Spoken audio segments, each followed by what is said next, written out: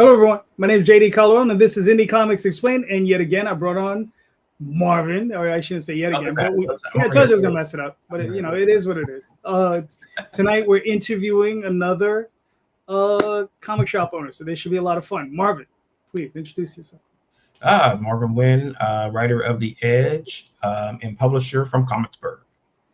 All right, cool. Without further ado, real quick, we got one guest. How you doing, Jen? Hi. So, Jen, please introduce yourself. Oh, hi. I'm Jen King. Most everybody in the industry knows me as Miss Jen. I'm kind of like the auntie around here. I am in Space Cadets Collection. There's my store. We were never open on Sundays, so I have some kind of semblance of like family life. So Nice. Like my son is hanging out in the front, so we can hang out later. All right, cool. Very nice. All right. Marvin, do you want to start or you want me to start? We can. I can start. So, first thing, I appreciate you doing this on a Sunday. I forgot your store was closed on Sunday. Okay. And I'm going to hit the big question right now. Oh no. Collection. Why?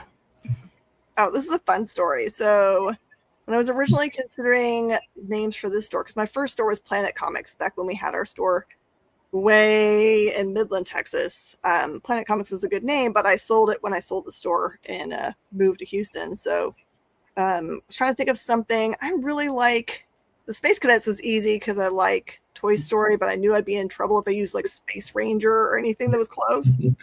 But I also like Tom Corbett's Space Cadet. So I figured that's an old enough property. No one's going to come after me with, poking instruments, looking for money. So Space Cadets was easy. And then I was like, how do I tell people that we have, I was talking to my husband, how do I get across the idea that we have a bunch of different a collection of collections? My husband was like, just do that, collection. I was like, that's stupid and ridiculous, and I love it. Let's do that. So for a little while, we had a sister store that a friend of mine was running as a co-branded place that was Space Cadets Gaming.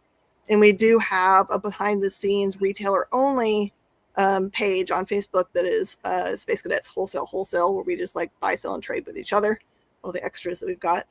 And we would continue on. We used to kid around in our old center that we were going to have eventually Space Cadets skating and whatever. Nice. You'll end up with I don't know, VHS. And don't laugh about that. I have like this weird secret idea that physical media is on just the edge of blowing back up as a collectible. Mm-hmm. And so I have a secret stash of DVDs. Mm-hmm. Not a small stash, because you can go to garage sales right now and pick them up at like 10 cents or less. Wow. Yeah, you can thank Gen Z for that, because they want physical stuff. They do. They're all about records, and I've seen people looking for cassette tapes now. Cassette tapes are coming back. See, those are tough. Yeah. Oof, I got rid of my collection a long time ago.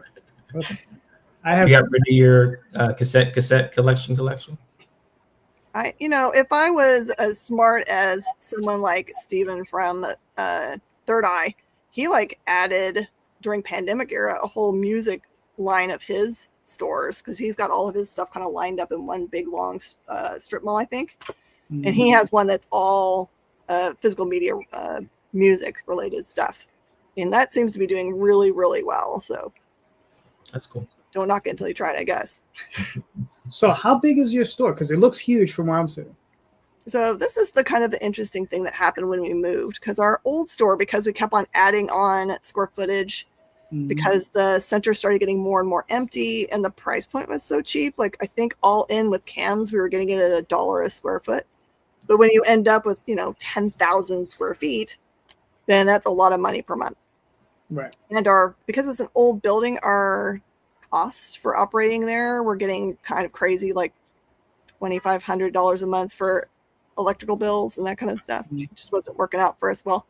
But this new space, because we got to design it from the beginning and weren't just like adding on little blocks of space as it became available, we actually got to do this crazy thing that's above me, which is a 1,300 square foot mezzanine, which allows us to keep all of our extra stock right here. We just go upstairs if we need it. And allowed me to like line up everything perfectly in the store. It's like a nice long gunshot shop.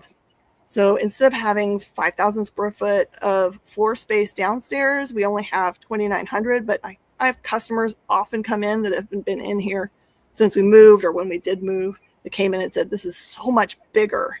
And I think it's because it's a tall space. Right. That way. And we fit every single thing from the old space in here, and it feels spacious. So that's the redesigning of a space is often almost as important as how much space you've got. Gosh.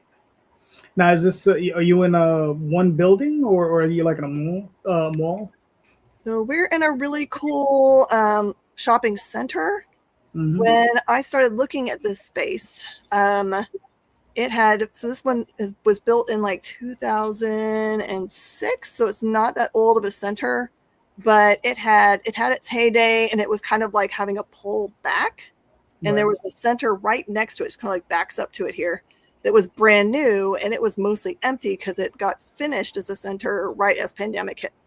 So it had an AMC and a couple little restaurants in it. That was it.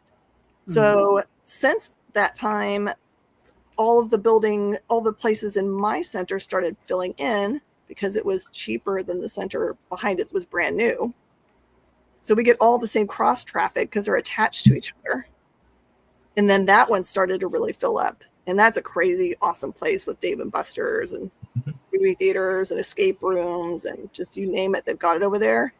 So the area is really amazing. So think about it like a giant U-shaped center in which the open part of the U faces I-45, which is our major thoroughfare. Cool. Now, obviously, so you have such a huge space.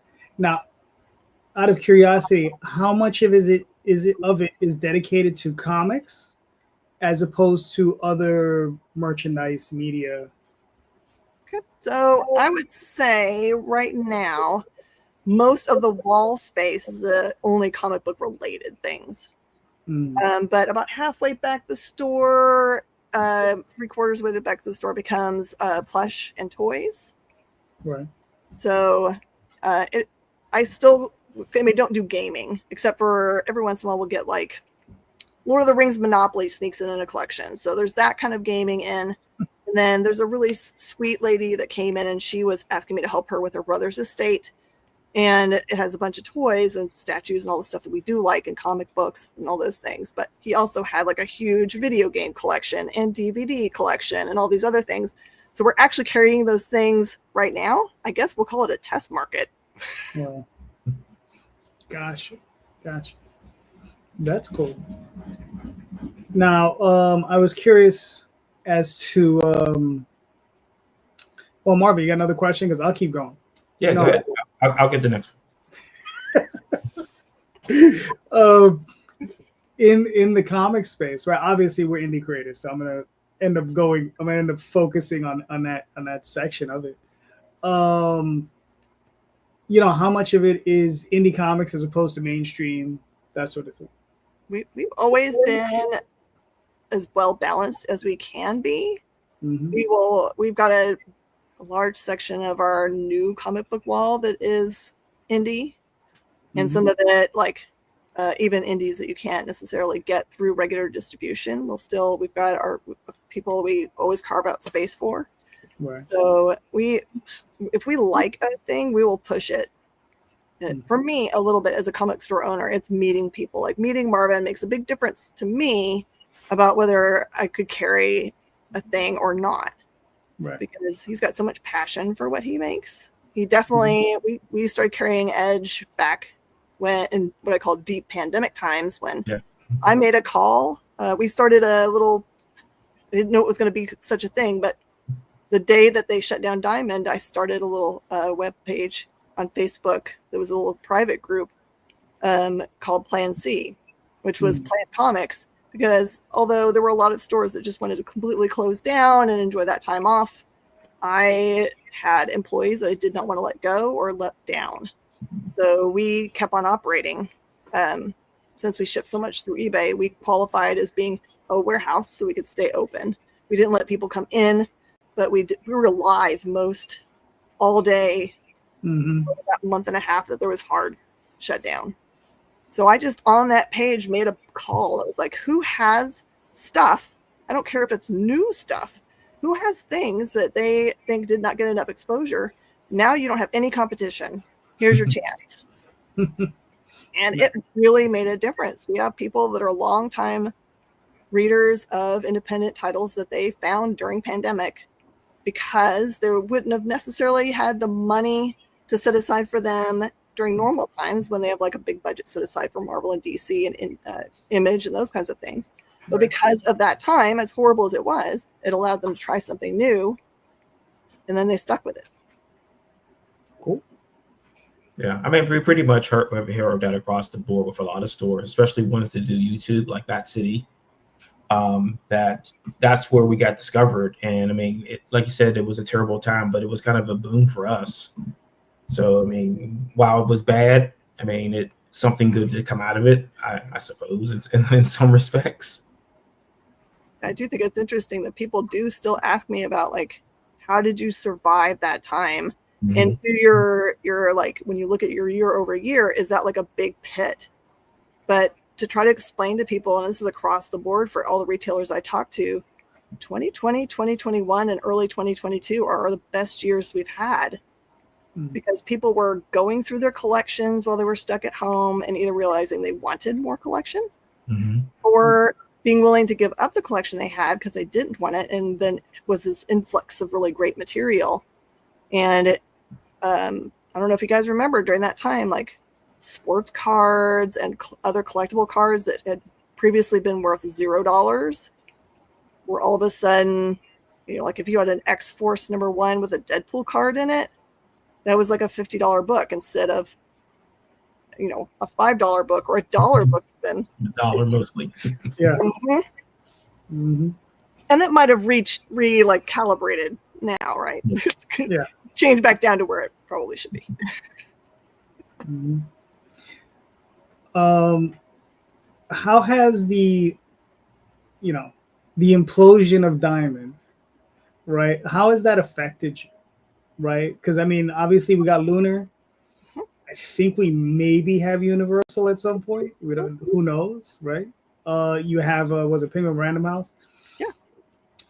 How's that affected you? I mean, do you find it to be better, worse, somewhere in the middle, same? I don't know. So it will probably be different for every kind of retailer you talk to. So I'll give you an insight into the kind of the retailer I am. I want to have product for my customers, whatever they ask me for, I will go and hunt it down. So, and I spent a lot of time, honestly, at other big box stores looking at what their new lines were, looking on the back for what company that was that the line was coming from, and opening an account with that company so that I could get them also. So it was like Jazzwares and Spin Master and all of those. I had, like the people that only were ordering from Diamond, I can understand this became a real hardship to like open up a bunch of accounts and start ordering from many different places. But for me, who was already ordering from tons of different places all the time, it was just another level of, instead of being just Diamond for comic books, then it became that I was going through PRH. And I do have, even though I'm not ordering from Universal yet, Universal says they're going to have an American warehouse. So I've had an account with them for a couple of years already. I never saw the harm in having an account somewhere in case you needed it. Right. And like I said, people sometimes have fusses about who the distributors are. But for me, if I have a happy customer, they don't need to know where something came from. Yeah. They don't really care. They just want to know that it's going to be in their box when they come on Wednesday because they want to read it. Right. Yeah, I don't care where that sandwich came from as long as it's good. That's right. Fair enough. Marvin? No. Oh. So, yesterday was local comic shop day, right? So, how was that for you? Oh, that was a blast. Okay, so I have a little interesting insight into this event because I also co-own The Experience, which was the broadcast channel that was chosen for this year's event. I don't think it's ever been broadcast this way before. And we wanted to kind of like come alongside Comics Pro to try to make it the best it could be because it's kind of different. They're trying to make it way more than it has been for a while because when Local Comic Shop Day started, it was pretty good. And then over the years, it kind of dwindled as what was being offered for that day by comic book companies kept on feeling like it was more like, we're going to reprint a book that has already been out in some other cover. And since the day is supposed to be kind of like record store day, and that is driven by records that are truly unique, right? It doesn't have to have new music on it necessarily, but the record jacket and the record itself might be a new vinyl color, or maybe there is a new secret song that's on it, something that makes it super special. So people line up for overnight in front of the store to go for that event.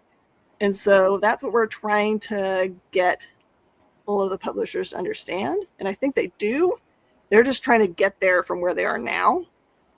And we did a really fun thing this year with broadcasts. So we went live in other local comic shops.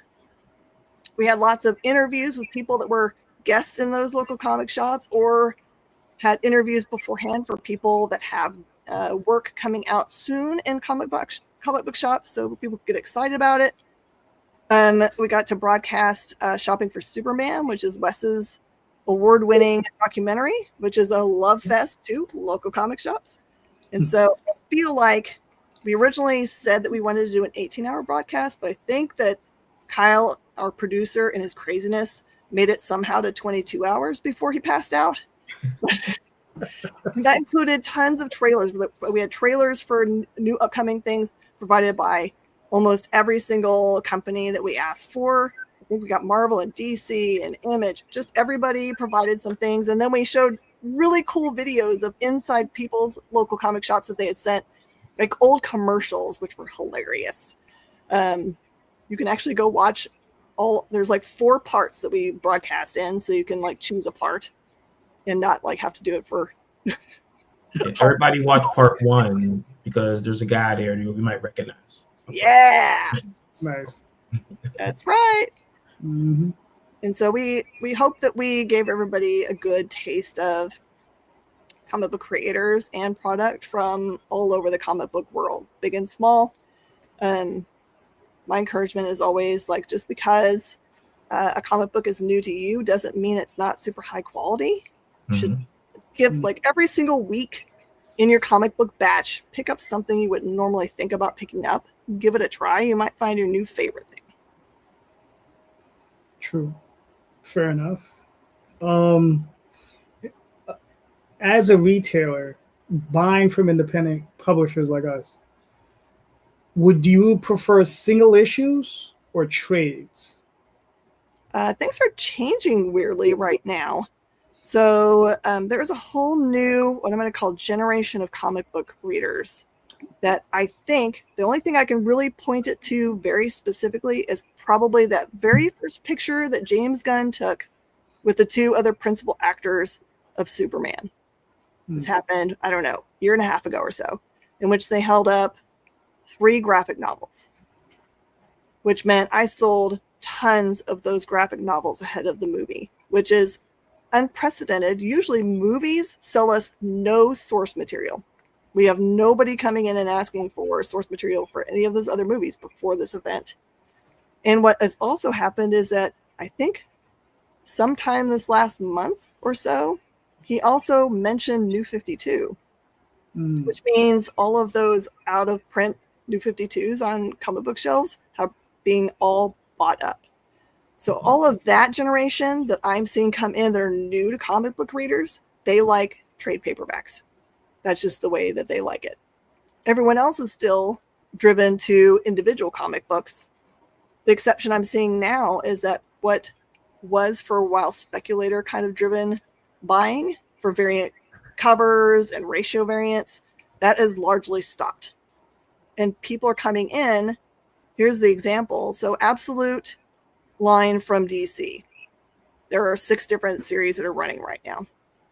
And of the people that originally I saw from that first James Gunn image of Superman are now reading every single one of those Absolute titles. They started with Batman and then just said, I like all of it. And they don't care what print. They want all the individual books from that. But every time a new print comes out, they're like, okay, I still need number 6 and 7. I need those. And they're not like, what print is this? They're readers. And that is a truly awesome thing, because we have people that only care about what's on the outside of a book, but the important part is what's on the inside of a book. Mm-hmm. Right. You can talk to them until you're blue in the face, but this I love what's happening right now. You guys have no idea. It's fairly regularly that every single day we have probably 3, 4, 5 brand new readers come in this door and start picking up all of the Image EU, or all of Ghost Machine from Image, or all of Absolute, or they're here for Ultimate, or whatever. But then while they're here, we can try to hand them other things. So if they're not spending all their hard-earned cash, because they tend to be young, right? They're like what I call late teenagers, because they can drive, or up to like 25, 30, or where I'm seeing this new push. Do they tell you where they're discovering like those like Ghost Machine books? I mean, because I don't see a lot of marketing. So I'm asking them now, because I'm seeing so many new people. I'm asking them, like, who did you get a recommendation from? Someone that you saw on YouTube or on Instagram or a TikTok, or did you see it in a movie? Or so I'm asking them all these questions, and quite often it is word of mouth from friends. So their social media saying, I went and bought this book. So it's kind of like this progressive, like, as they're like mentioning it to each other, it's growing out this giant geometric pattern that's going to touch everyone, I think. And it's because it's become less, like when we were young and growing up, it was stigmatized to like comic books. Yeah. Very nerdy, and it was just as likely to get you, ridiculed. And now it's not so anymore. It's like, it's cool to like comic books because the movies have been so awesome. It's made a real difference. Good. That's perfect. So, I mean, of those fans you see coming in, right? Do you see them being like, okay, because like I said, I've been collecting since I was like 8 years old, right? So I've seen a lot of different generations go through, So, but one of the conversations I have with my wife, who's also an artist on one of the books I work on, we discuss how we have seen, I guess the fans are less apt to go out and discover new titles, right? Like look for new things, right? Like they're interested in the core things, whatever they are, like Marvel, DC, Superman, Batman, whatever, but they don't want to expand out of that, right? And do you see more of that occurring since you're seeing this new generation of people coming in? I think it's going to take like a very, very concerted effort from local comic shops to not only read all this material, like not just the main stuff, but to read all the extra books that are out there, because there's quite often, like a nice woman came in the other day. She's a definite of mom age, and she came in with a very cool daughter who picked up a bunch of like really cool indie trade paperbacks. And the mom was like, I need something for me. You tell me something that I want. So I said, do you like hacking? So I handed her Rekka's new title. Right. The future is bleep, which is a bunch of, what do they call it? Capture the flag, hidden stuff in there. And she loves it. She's out there trying to learn all that code and become a hacker in a good way, y'all. So you just have to know your things and not be afraid to like, the thing that's also really interesting to me now is that when I meet people like her and her daughter, they give me a starting point. Like I try to ask them, what kind of movies and TV do you like? Have you read any comic books? Have you heard anything about any comic books? So I get an idea of what they like. True crime. Okay. I can hand you a whole bunch of things, right? So I will just start handing them my favorite trade paperbacks and say, okay, here's the small synopsis for this one. And here's the little synopsis for this one. And I just keep on putting them in their hands. And I expected them often to put down the ones that they don't want.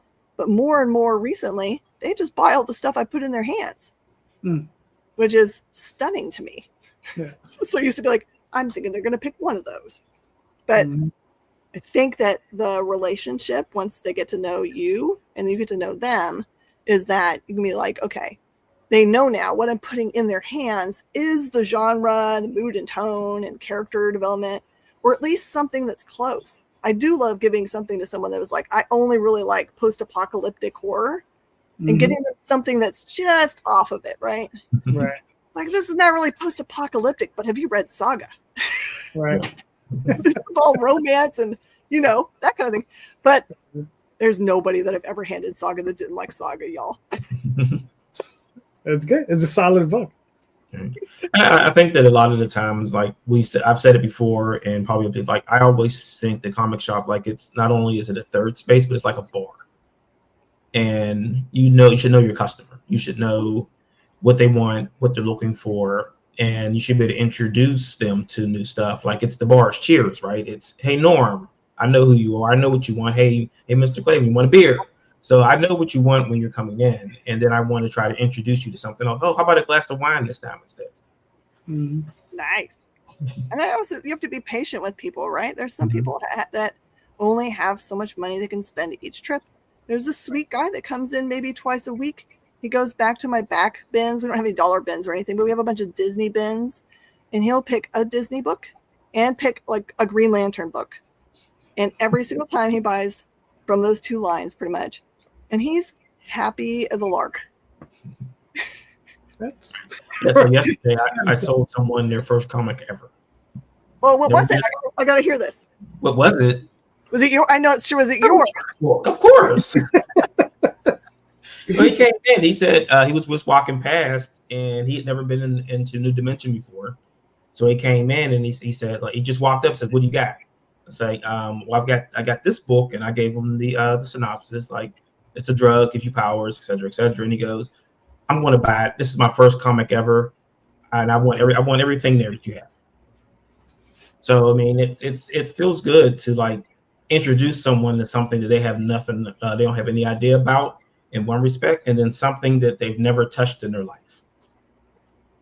I think I used to describe your book to people during the pandemic as just think of him, he gets his superpowers from specific cigarettes. Wacky tobacco, is that what There you go. Special kind of mushroom. You hit a block and the mushroom came out of it, you ate it. What's wrong with you? Mm-hmm. I don't know. Did you check out what kind of mushroom that was? It's too late now. You ate it. Yep. Oh well, it shrunk you. Nice. Yeah, I mean, it just was like really exciting, and the situation they come up where you're saying that someone only had so much money and they had to choose. So, and there goes my camera again. They had to choose, and I said, well, choose the other person because I'm good. You're like, I'll get you later because I got your email address. So as long as I get your email address, I know I'm going to get a sell from you eventually. That's true. And being communicative. And then for you guys as creators, it's like I see the most successful people are the ones that aren't buried in their phones whenever they're sitting at a booth or sitting at a signing, that they're engaging with everybody. Like literally the only thing you have to say to someone is like, I like your hat, or I see your shirt you're wearing is Stranger Things. Did you like this last season? Everyone likes to talk about their nerddom. I like talking about their nerddoms with them. And then you get to know each other a little bit. And then they like you. And then they want to buy your stuff. Yeah, exactly. And because, I mean, in some respect that we're kind of selling ourselves more than we're the product, because we have to introduce them to us first before they'll even consider it, because they're not looking for it. So it's you're trying to grab somebody with a hook, with the line and the hook, trying to pull them over when they're not looking for your stuff. All right, cool. Don't mind me. I got a whole list of questions that I'm like, which one? Which one? So okay. So I mean, when you're dealing with self-publishers like us, are you well, that's the question for you. So are you buying from self-publishers, right? Like, do you like dealing with individual, comic book publishers in that fashion, as opposed to a distributor? So I used to carry a lot more on our racks, and there's been something that's happening recently that I don't understand, and I want to try to overcome, but I'm still working on it, y'all. So don't think that I've forgotten you. But I've seen people pull way back from titles that they don't know, even if you recommend them. And it makes me a little bit scared. But this is what I've resorted to instead, is that because I know if they get to know you, that they are likely to buy all of your stuff directly from you. And I think that's what's happened to me is I've introduced people to a lot of other people's work and they are getting it direct. So I just don't see any more demand for it from off the wall. So it's not a bad thing. I'm glad that everyone's getting money directly. But I also think that the best way to make that work is to, instead of be worried about getting comics to my place, which is also still awesome, have the ability to have like interviews that are broadcast. Social media is awesome because you still get to know each other in little blocks like this, right? And I think that has really, really worked where people have come on, especially for like, you know, I used to do CBSN shows that way. I've run out of time to do all of that, but we do it all the time on the experience where people come on and get to know our customer base, which are definitely buyers. They're not there to just like be looky-loos, honestly. And once they get to know those people, they tend to buy the line, which is super awesome. That's what it makes me happy to see that happen. Cool. Now, as a retailer, when you're negotiating with an individual, like individuals like us, small pressers, sure, what type of discounts are you looking for? I know it's a difficult level to get to, but I always tell people I can't really work very well in margins that aren't something I can mark up the same amount I've paid for it. It just is the way it is, especially when you're talking about books that have like, you know, it's one thing to say a car, like if I bought a car for $5,000, I need $10,000 out of it. That's crazy though. But for something that's, I buy at $2, saying I need to make $2 out of it because it's taking up the same amount of space in the rack as something that's a $25 graphic novel, which makes me $12.50. Right. It just has to be something that's comparable that makes it so it's not hurting a business, but is something that is filling a void in genre, mood, tone, art, creator awesomeness, those kinds of things. And is a price point that isn't just like killing us. That's why I actually sent a message to my Topps representative, sorry, Evan, that I can't carry Topps product anymore because the price point for buying a sealed case is approaching nice used car bill. And I can't, it's a lot of risk. And the margins are getting back to that small margin that cards were before, which is like 30% or less. Right. And I want to allocate that space to something that does better for me. So as long as you understand that retailers are always up against like every square foot has got to pay for itself because you still have to pay the same amount of air conditioning, rent, security, staff to watch over it, and all those things as every square foot in the store. Right. That's cool. That's an interesting way to put it because, you know, most retailers will just tell you 50%, right? And not tell you why. Right? There's a people for you.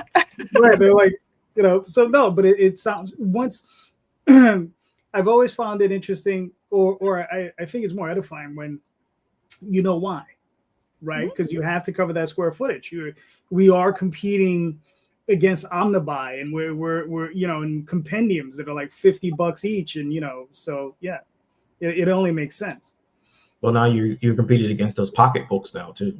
Right. So now that's kind of like a bargain price for what you're getting. So they're easier to grab and go, and the margins are probably really good with those. You would think so, Jen? The DC pocketbooks. Yeah. Yep, those and I see. So like the biggest success I've seen in size of like graphic novel kind of book are those compact books that DC's been putting out at 10. And Marvel's $14, $15 versions are also doing well, but not as healthily as the $10 version. I can barely keep the $10 DC versions in. But I also am selling those $50 Berserk manga leather bound things to, you know, guys that are 20. So they're obviously the money itself. The point is not necessarily the problem. It's like how much they want a thing. Right. But for independent books, I sense the trend has been that people want graphic novel versions of things So even when I go around to my good friends that come in and I start putting things in their hands, I can put an indie trade in their hand and they're likely to say, I'm going to try that. But if it's an individual comic book, it might not have the same weight as for them. Since they're already in the headspace of trade paperback. Right. And I've started to notice that too at conventions where people are like, do you have the trade? I'd rather get the trade than the single issues. And I mean, luckily I've been traveling with the trades because they're easy movers. Yeah. Somebody doesn't like, I don't want all the individual things because they're readers, not collectors, right? So I don't just want that number one issue because I'm not collecting it. I don't care. I just want to read the story. So give me the trade and then I'll go about my business and then I'll see you tomorrow to get the next one. Remember, also we live in a binge culture where people don't really want to wait week to week for a new episode of a TV show. I mean, the British baking show is making me crazy because they're only releasing once a week right now. It's like I am part of the new binge culture where I'm like going, I just want to watch the next one because it makes me happy inside.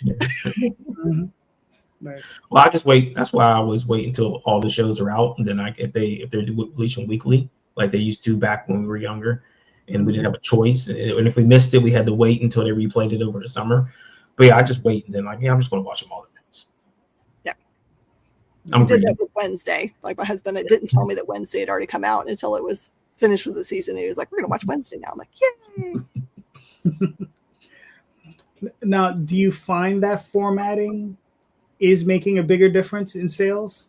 You know, like, you know, you have the Tanko Bombs, which is, you know, the mangas. I mean, the mangas, and then you have, you know, obviously standard comic size, and I think DC's are what, 8.5 by 5.5. I think weirdly, this is the psychological thing that is going on, other than the price point, is that I don't know if you guys remember, but most people were raised on what's called Scholastic. I call it the Scholastic size, even though, you know, Scholastic doesn't own the universe for books that are aimed at, you know, young and, you know, mid grades, but they kind of do. Sorry.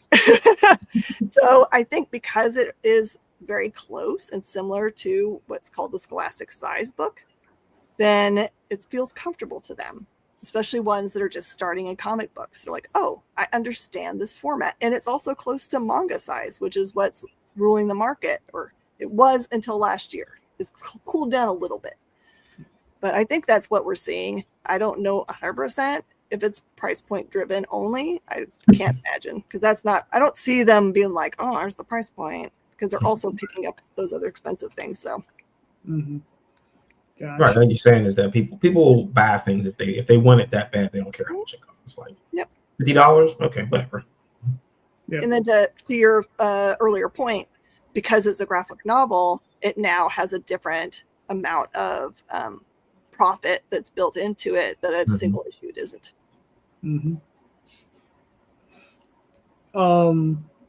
Just out of curiosity, what is a general piece of advice you would give to a new publisher who's approaching a retailer? Okay, don't get disheartened, because there are an awful lot of retailers out there that are so busy. Don't take it personally when you call their shop and they're like, I'm too busy, go away, kick a brick. You know, there's some people that are just not open to independent publishers, and that's just the way it is. But you know, go make sure you keep on pumping out those emails to them, keep on being informational. The more personal they are, the better. And I used to tell this to like bigger, like distributor, kind of like when I ordered from NECA, I told them this specifically, and they did it, and they keep on doing it. I said, here's how you sell to me. You send me an email. I don't care if there's an email every day coming from you with one product or a small line of related products. The 4 turtles count. And say how much they are per piece and per case, and allow me to just send an email back to you that says, I'll take 2 cases. Don't make me go to your whole catalog. Don't make me log into your website. Don't make me fill out any forms. Just accept that if you need that information from me, just send me back another email and say, thank you. Awesome. Your order is in. Would you like to pay via credit card? Do you want to put the credit card on file so we never have to ask you again? I say yes.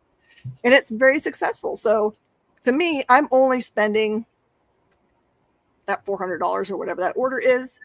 But the next day I might spend $400 again and feel just fine about it. But it's because it didn't take me a lot of time to make the decision. I can look at the object, decide if my customer base would be interested in it, and action it.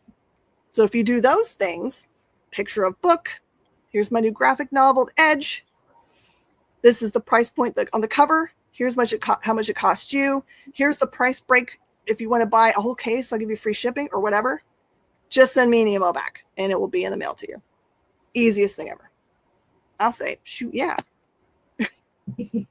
Nice. Now you just open the floodgates now, because now everybody's listening is going to start. Oh, they're taking notes now, because every time we have these talks, like everyone has a different way on how they want to do things. Like, like I always warn people, don't call any shops on Tuesdays and Wednesdays. No. Do not do it. You might get cussed at, not from me. Like, because I've known people who have done it, and some people got cussed out. There are still grumpy gusses out there, and that's okay. They've been around for a long time, and some people run this shop by themselves. Thanks, Tom. I'll just send an email back saying yes. I'll take all the critters and princesses versus ninjas, and yes, thank you. Tom's amazing. You're a known guy. Like, she knows you. But yeah, I mean, I just like caution people on the way they communicate with people, because like I said, they got cussed out, but he didn't tell them not to call him back. He said, call me on Thursday. Still got cussed out, but call me on Thursday. Don't ever call this store on a Tuesday and Wednesday. Call nobody. Tuesday, Wednesday's out. And like some stores are closed on Monday, so forget about that day. So Thursday is your day, and I will be the one to attest to that, because I was the guy that was calling when Comicsburg came around. I was the guy calling all these shops on Thursdays. I called them all on Thursdays, over 200 shops on Thursdays over 4 months. Don't do it. Warning. It's a lot, and it might eat a little bit of your spirit. I don't want that to happen to you, because they're not all going to be Miss Jen, who's like, say, what's up? And the other thing, I will point this out also to your emails. There's another way to win. If your email is simple and has a picture of your book on the front, has a little tiny, easy to cut and paste blurb to go along with your easy ordering form. If I don't order it right away, what you might get me to do is to do a cut and paste for the image and the description of the book, and put it on I'm an old person, so I put it on Facebook, put it on there and say, for your pull box or purchase consideration, let me know if you want one of these. And it's easy, because I just cut and paste your picture and your synopsis and a price point. And I send it out there, and then my regular pull box people that are on top of everything, I will often hear from them and say, I think that's my jam. Yeah, that's why I did a one sheet. Just has everything. One sheet has all the covers and everything on it. Makes it easy. More is not always better.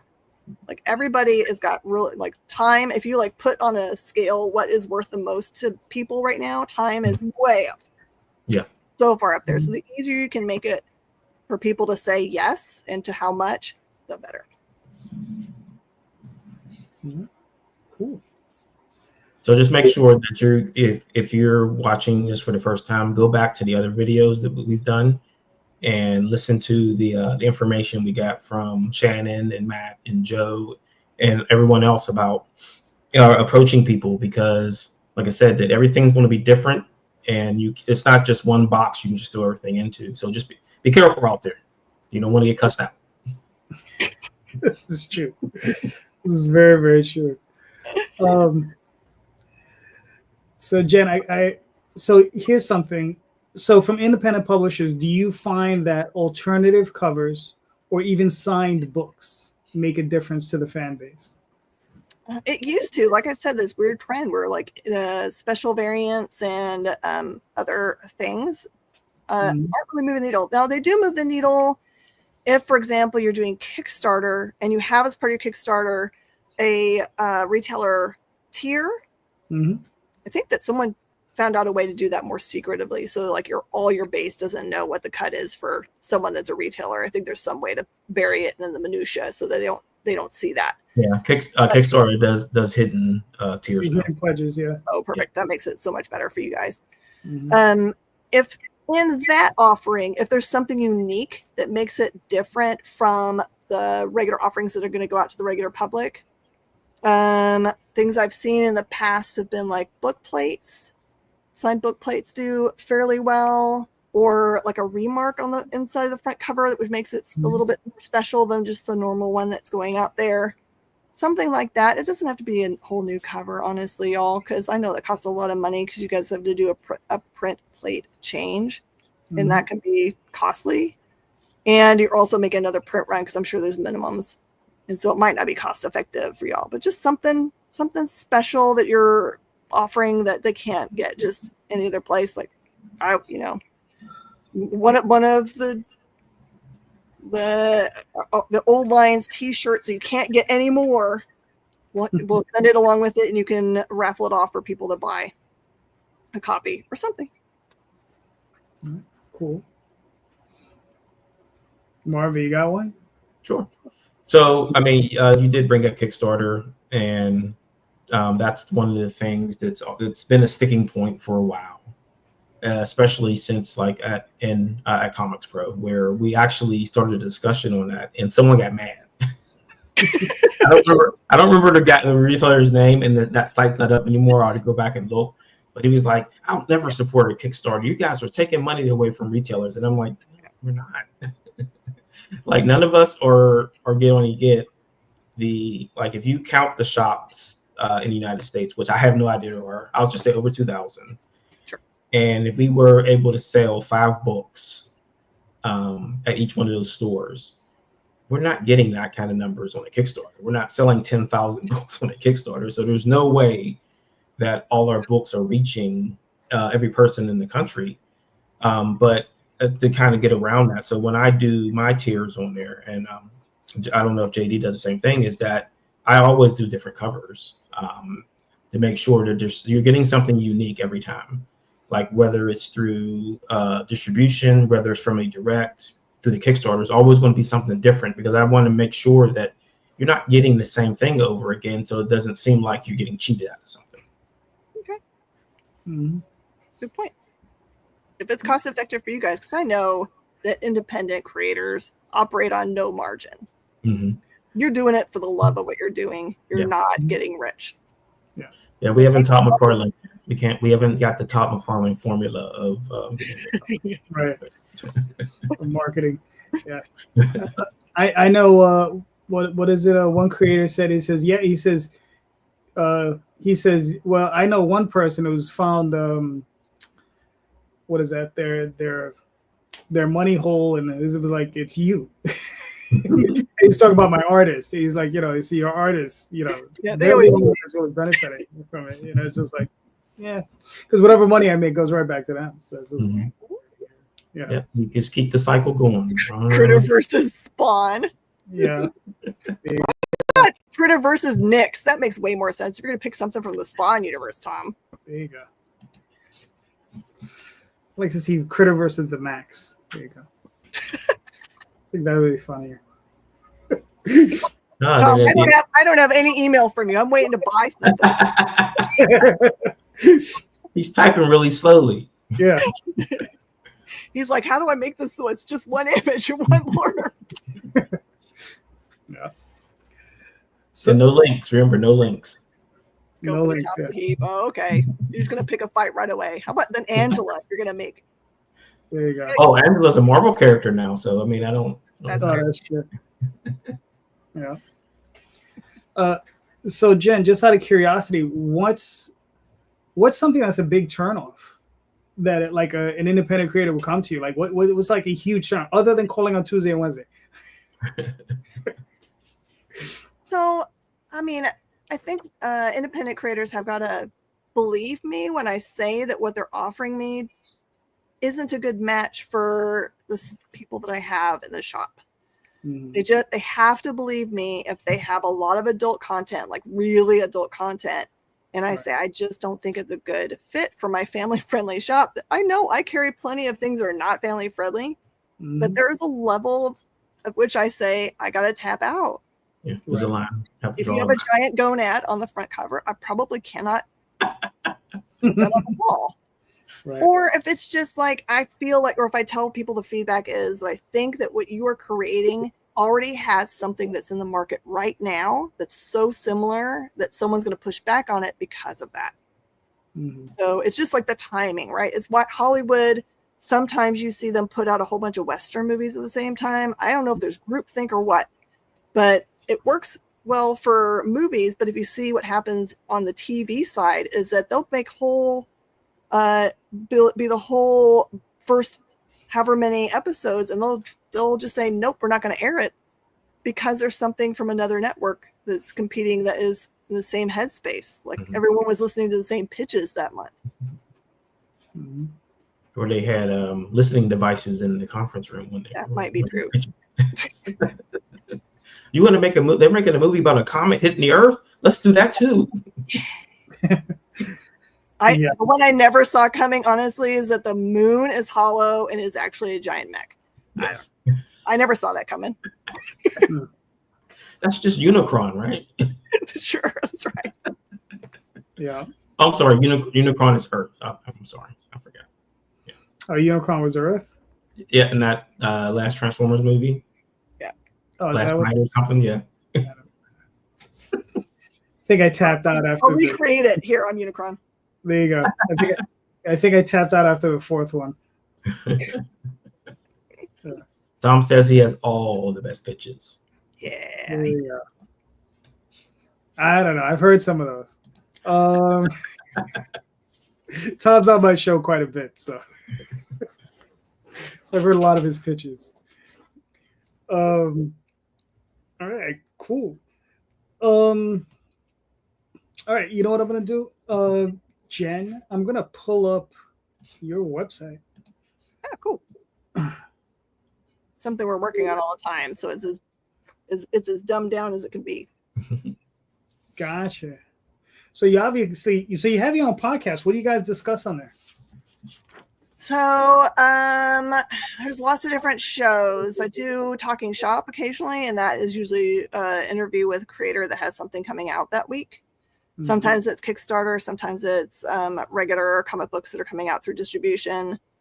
But we try to do that. We used to do it every single week, but low key, I occasionally get anxiety, even though I love doing them. The lead into thinking about doing them, I don't know why it gets in my headspace. I don't mind being a talking head all the time, but I don't know why. The days before I get all freaked out. So I do less of them so I can try to figure out that headspace. Why all of a sudden am I being shy in my brain? And then I also do a Minute to Skim It, which is really fast, non-spoilery reviews on Tuesday. It's a whole hour show. I read as much as I can, usually about 20 books.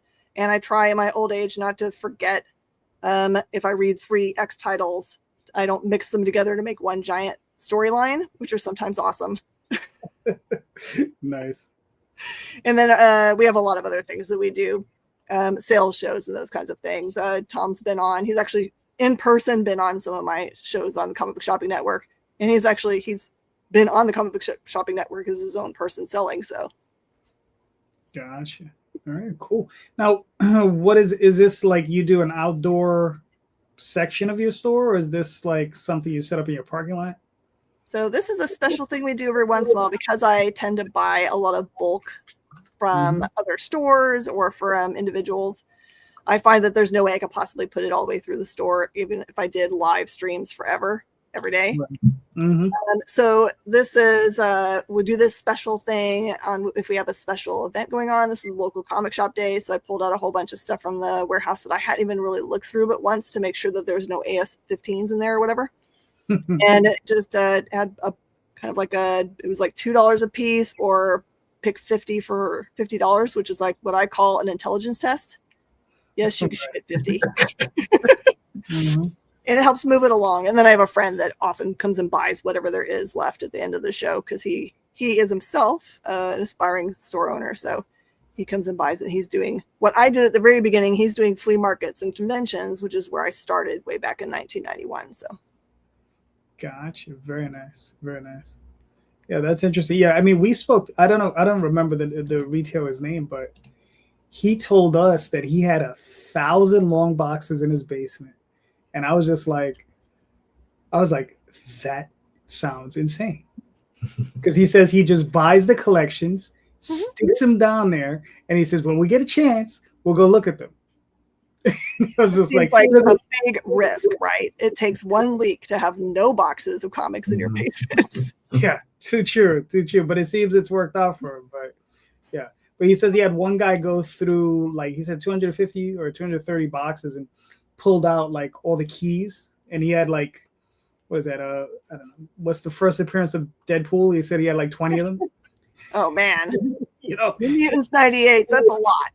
Right, and then he had the first appearance of Harley Quinn. He said he had like 15 of those. Batman Adventures 12. Is this a quiz? Are you going to see if I know my stuff? No, I don't even know those books. I you know, it's funny because I've divested myself of those books. I was like I've given up on single issues. If I buy a single issue, it tends to be from an indie. Mm-hmm. But everything else tends to be trades, omnibuses, compendiums. That's all I want. That's how I read my books now. I'll wait 5 years. It was like, oh, it's good. All right, 5 years from now, I'll pick up the compendium. Everyone always thinks that, like, I know there's retailers out there that have this kind of collection, but everyone thinks that I have some kind of secret, gigantic basement full of comic books somewhere. But my actual just comic book part of my collection is like a long box and a half, and I haven't added anything to that collection since 95 or 6. Wow. And they were almost all from small creators back then. Some of them have become big creators since that time. Nice. But there's just things that I like, right? That I had a personal connection with someone about. And then I collect original art. That was something I started way back in 97, 98. I used to go to Chicago Con. It wasn't C2E2 yet. And buy $35 preacher pages and then have Mike Turner yell at me that I found the one he wanted first. I miss that man. Nice. Well, at least now you know that same page is probably worth like $4,000 or something. Well, when the show was on, it was a little bit better, but right. I'm still never sad about it. Gotcha. No, I'm just saying that particular market seems to be insane. The original art market, it seems like I see people, I'm like, what are you talking about? Like I remember seeing a Frank Frazetta painting at a show. Now, mind you, this was like 82, probably. I was a kid. And I'm pretty sure it's $35,000. Yeah. Right. And I'm like, so, you know, and I remember seeing a Wally Wood cover probably around the same time for like 15, it was either 2,500 or 1,500. And it was one of the EC covers. Yeah. And I'm like, I don't even want to think of what those things are worth now. You know, I was like, just to put a number on it, you know? Yeah, I think the most recent Frazetta that just sold was like some kind of record amount of millions. Yeah, I think it was like 12 million or something. It was crazy. It's like Conan with him jumping on top of the ape. Yeah. And I could only imagine what a Wally Wood EC cover would go for. It was like nuts. Oh yeah. But you know, should have bought it when you had a chance, buddy. Listen, I was 14. I don't think I had, you know. I mean, what's funny is I could have probably gone to my dad and he would have bought it for me. But Jesus, I would have been in his pocket for my father owned like 3 or 4. He owned like 2 or 3 grocery stores, and he would, you know. But you know, I would have been like, you know, it was bad enough I was in there every weekend anyway. But if, you know, I would have probably had 15 grocery stores now if I would have had done that. But you know, it's one of those businesses. I was like, it's a good, excellent business, but you got to live in that joint. Yeah, you got to live in that joint. Or above that place, right? Yeah, pretty much. So somewhere along those lines, you got to live in it. Too much. It's the American dream, man. Oh yeah. All right, Marvin, I'm gonna pull up your campaign real quick. Because Lord, we did get the 50% so far. So man, very nice. we're moving along. Moving along. So talk to me, Mark. You want to play this video? Oh yeah, sure. Play the videos. Videos are fun. little loud. You can hit the volume where the music starts.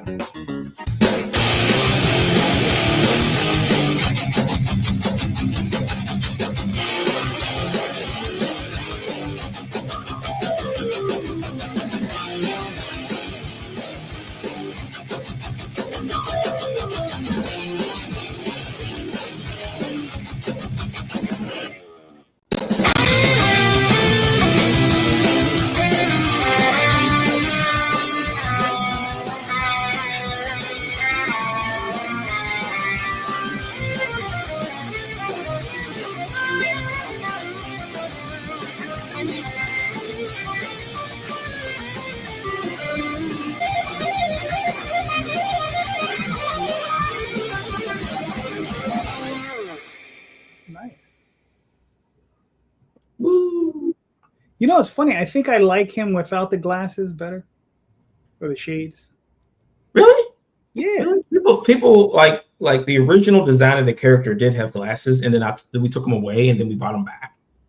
So that's why you get both options. You get the head without the glasses, without the glasses. So this is the Blaine 118 modern style action figure, not O-ring, because O-ring is a thing again now. Everybody's doing O-rings, so I'm going in the opposite direction. I don't want to do O-rings. And a one-shot comic. So the comic is Blaine High Stakes, where Blaine is headed to Las Vegas, do some gambling, and to pull out an asset who's running his mouth. So he has information on the edge that he's willing to sell to the highest bidder. So other nefarious people are going to come into Las Vegas to either get him or to try to get Blaine, since they can finally get a hit on him. Because he's not surrounded by the rest of the team. So he's on his own. So they feel like, let's get him now. Cool.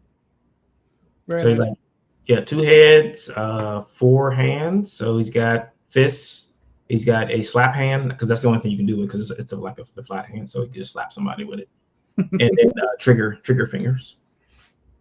Nice. And no middle fingers.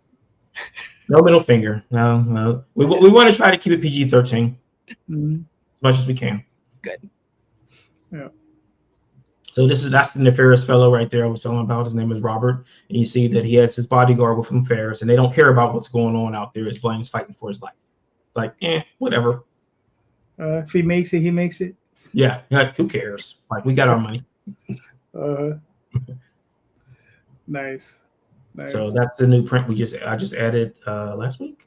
So that's Rao, Blaine, and then Rev the Revolution. Rao, I consider him to be the budget assassin. He makes $5 million a hit, but he's always broke for some reason. Right. I don't know what he spends his money on. Exactly. That's what we're going to find out in the book. What does this guy get $5 million and is broke? I always feel like there's those cool stories always where it's like just one more job, right? Because they're trying to work off some debt that we don't know about, or I don't know. Would it be funny if he's just like paying back his law degree? Yeah, he's paying the school loan though. So we've got Army Builder figures, the suits. So one suit figure comes with 4 heads, and then we have stretch goals for additional heads because everyone likes heads. So you can make as many figures as you want, or you can get a set, because there's a 4-pack set, and that's a discount. So a regular one is $30. If you get the set, it's $80. Oh, cool. Sorry, I'm an 8-year-old boy. Yeah, I know. It was tough. It was tough, that one. To the card set, suits figures, Kyrad, who's the villain that starts in issue number 10. There's our Rev the Revolution card, and then Rao's being added. You can see he's getting his money right there. It's $5 million for the hit, and soon after that, he's broke. We back to coffee because we had coffee before. This one is spiced rum with in partnership with Comics on Coffee. I know why he's broke. Buying Labubu's for his nieces. Maybe he's an assassin with a heart, and he just gives all his money away to charity. You know. Oh, like maybe he owns an orphanage. Maybe. There you go. That's it. We'll find out in the book. Like we're going to go over it because it's kind of funny because like I sometimes sit when I'm writing these things. I'm like, what's a different hook on this character? Like, he's an assassin. I don't want to be compared to other assassin characters. This dude's just broke. He's just out there making hits to make money so he can spend it on something. Mm-hmm. And as always, like, we do have the retailer tier for the one shot and a retailer tier for the action figure, and that comes with the one shot. So you buy the figure, the one shot comes with it for free. Cool. You know what? Maybe he's the guy that bought the Frank Frazetta pan. Those two and a half hits right there. I think he's going to buy a diamond. I think that's what it is. Gotcha. All right. Like I said, in the book, we'll go over what he's spending his bucks on. He's got $5 million and he's broke the next day. So I mean, something's going on. Something's going on. He went out and bought the latest issue of Youngblood, the original art. Got all the original art from Rob Liefeld. It was just like $5 million. As you find out, he's just a huge geek. Yeah, like a mega geek. All right, but Jen, this was fantastic. Thank you. It was fun. Really appreciate this. Please let everybody know where they can find you and your store. You can follow me, as I have no personal life, as I'm aware of. Just Jen King on Facebook. Or you can follow our store, Space Cadets Collection on all the Insta, and all that is just Space Cadets Collection.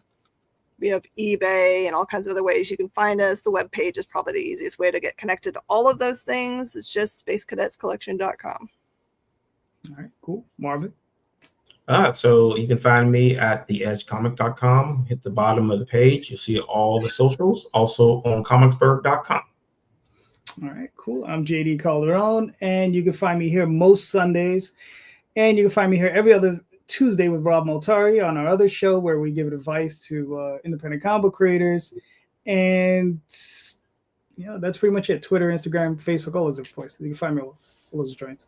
And but just thank you so much. And for the case of Marvin, and I'm pretty sure Jen's store, their links are in the show notes, right? And click on those links. Marvin has a toy he has to sell. Jen, I'm sure, has a lot of stock she has to sell. So please click on those links, buy those books, right?